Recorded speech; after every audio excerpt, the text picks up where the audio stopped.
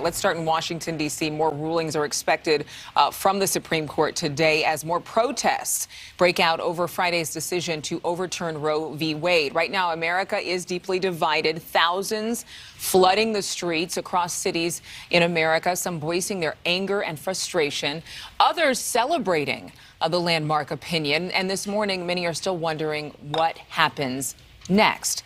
The future of abortion rights is now up to the states. We're already seeing some sweeping changes. The 26 states highlighted on your screen there are expected to ban abortion. Dre Clark is live with people on both sides of this ruling and a closer look at some of the protests and even vandalism from this weekend. Dre?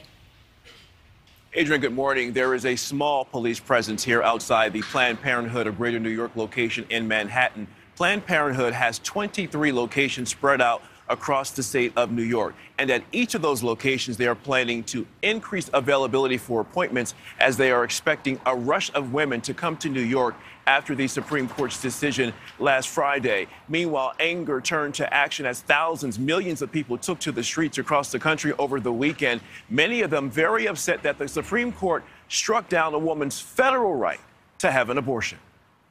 From coast to coast in Cleveland,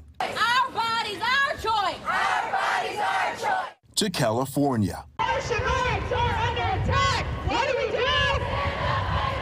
Emotions running wild on America's streets. On one side, protest, but on the other side, praise for the Supreme Court's reversal of Roe versus Wade, 50 years after it became a landmark decision guaranteeing a woman's right to have an abortion. I think all conservatives and I think all Christians are rejoicing because we see it plainly as the murder of the unborn. But not all protests were peaceful. Some chose vandalism and violence. In Colorado, near Boulder, a Christian pregnancy center was set on fire.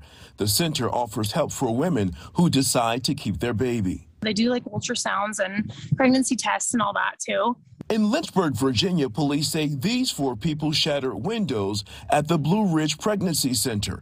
A message written in red outside the front door said, "If abortion ain't safe, you ain't safe." In the Northeast, windows at the Vermont State House were broken. A message scribbled on the State House grounds carrying the same threat as the one found in Virginia. The Department of Homeland Security says violent domestic extremist groups could attack more pro-choice and pro-life centers in the days and weeks ahead. Also, federal and state officials could be targeted. One of those groups is called Jane's Revenge. The pro-abortion group has claimed responsibility for attacking dozens of pregnancy centers around the country, including firebombing one near Buffalo last month. The group says it will have a night of rage in response to Roe versus Wade being overturned. And the name Jane's Revenge is a reference to the Jane Collective, which was a group decades ago that would help women obtain an abortion illegally until the Supreme Court made it the law of the land in Roe versus Wade, which happened in 1973. Adrienne, Mitch. Thank you so much, Dre. Thank you for watching. Go to newsnationnow.com to find NewsNation on your television provider. And don't forget to click the red subscribe button below to get more of NewsNation's fact-driven, unbiased coverage.